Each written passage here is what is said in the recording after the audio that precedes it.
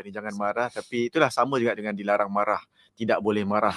Kerana ini semua akan menyebabkan banyak implikasi dia. Ya.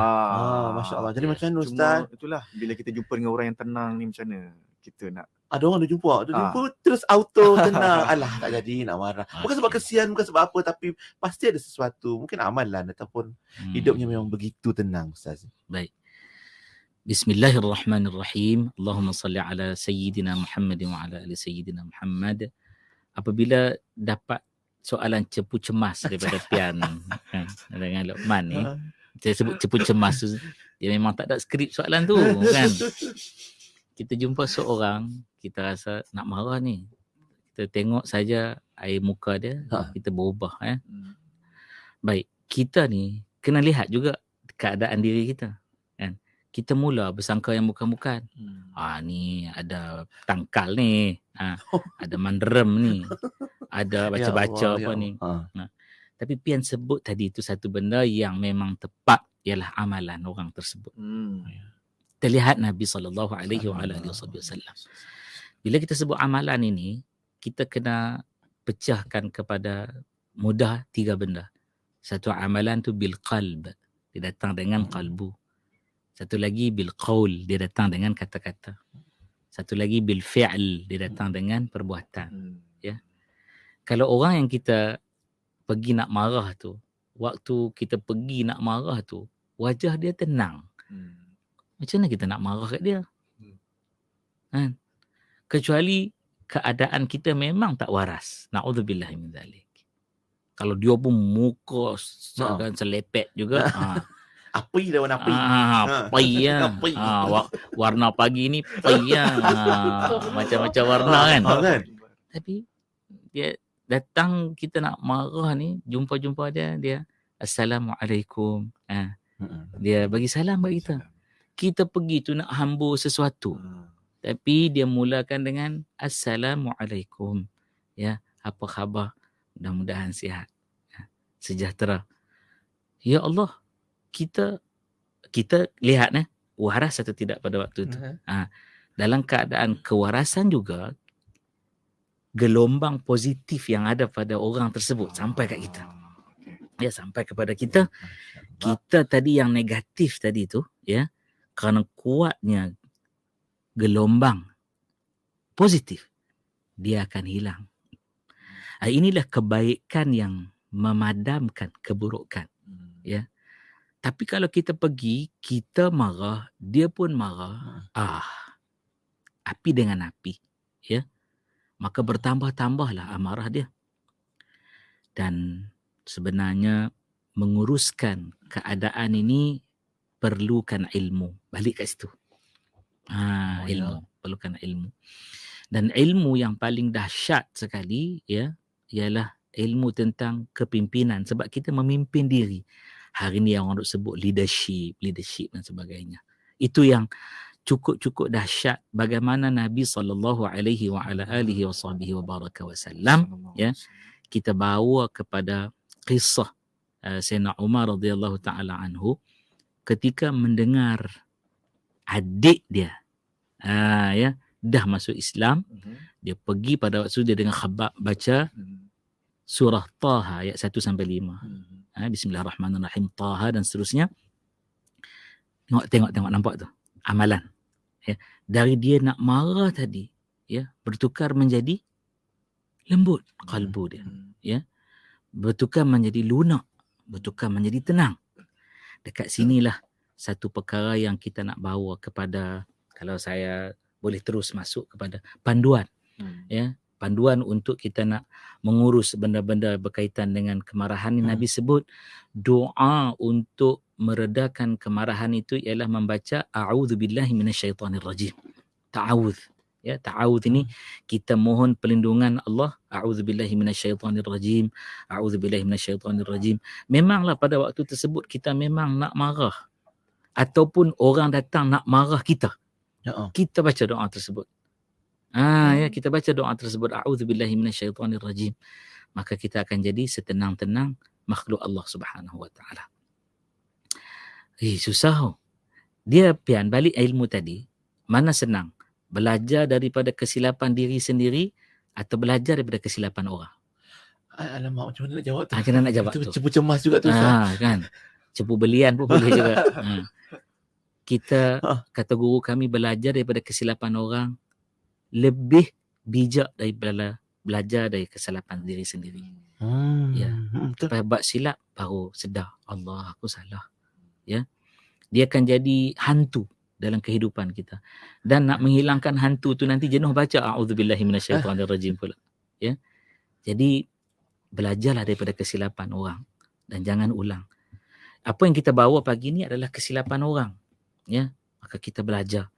Jangan kita buat benda-benda ini. Kemudian apabila kita sedang marah, ya. Waktu tersebut kita ingat siapa? Ingat Allah Subhanahu Wa Taala. Bila ingat Allah, kita akan dibawa untuk ingat kekasih Allah yang bawa segala wahyu Allah. Siapa dia? Nabi kita Sayyidina wa Maulana Muhammad. Allahumma salli ala Sayyidina Muhammad wa ala ali Sayyidina Muhammad. Hingga saya bawa hadis tadi. Siapa beriman dengan Allah dan hari akhirat. Siapa yang bawa hadis ni?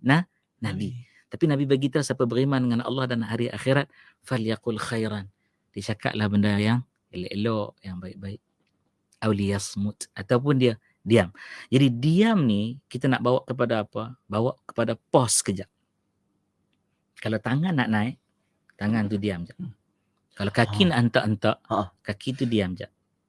Kalau mulut, bibir, lidah ni nak mengeluarkan kata-kata, kemam sekejap.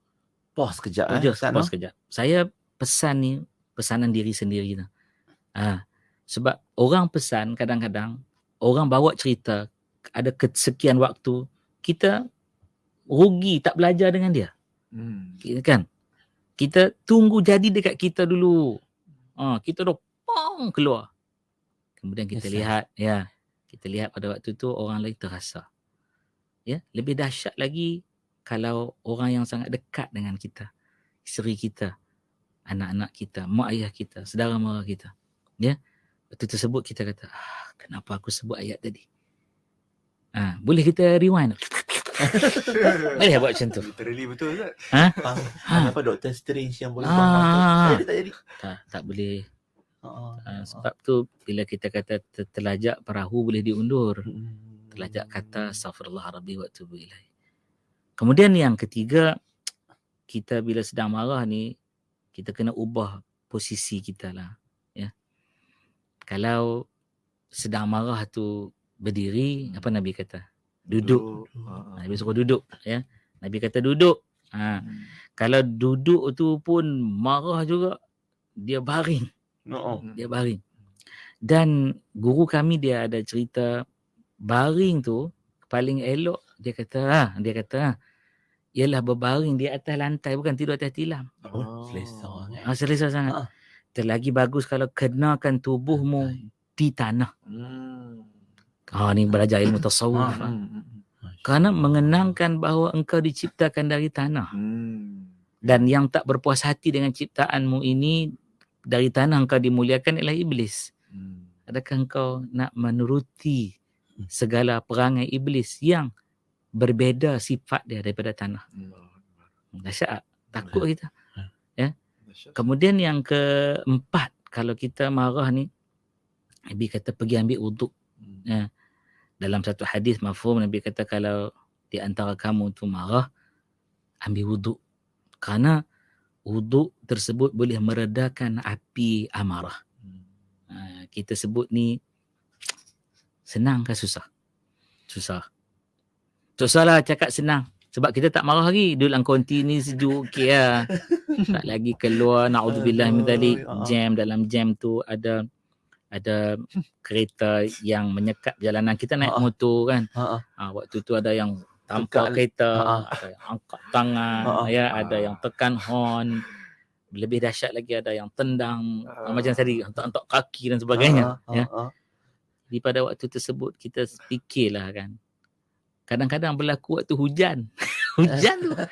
Kita sedang amarah ni, hujan sejuk tu. Boleh jadi juga kerana dalam ni panas. Dia suruh kita berwuduk tu, kita kena faham falsafah wuduk pula. Ya, membasuh anggota-anggota tertentu tu bukan hanya sekadar disuruh basuh, betul syariat, tak ada persoalan, tapi lebih dalam lagi dalam ilmu akhlak disuruh kita tahu kenapa. Ya.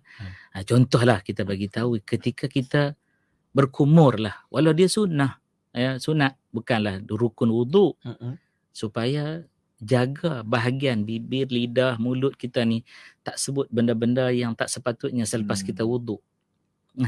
Disuruh kita basuh muka, betul itu syariat, tapi selain daripada menyegarkan, disuruh kita hilangkan kerut-kerut marah. Nampak tak? Nampak? Disuruh kita basuh tangan untuk kita jangan tangan itu berbuat dosa kerana marah. Na'udzubillah min dzalik. Jadi kalau kita gagal, astaghfirullah rabbi wa atubu ilaih, kita telah tewas, dan pada waktu itulah kita turut syaitan yang dilaknat oleh Allah Subhanahu Wa Taala. Dan yang kelima, kita kena fikir ganjaran bagi orang yang tahan marah tadi. Satu, orang yang tahan marah tu dia tak rugi. Ya.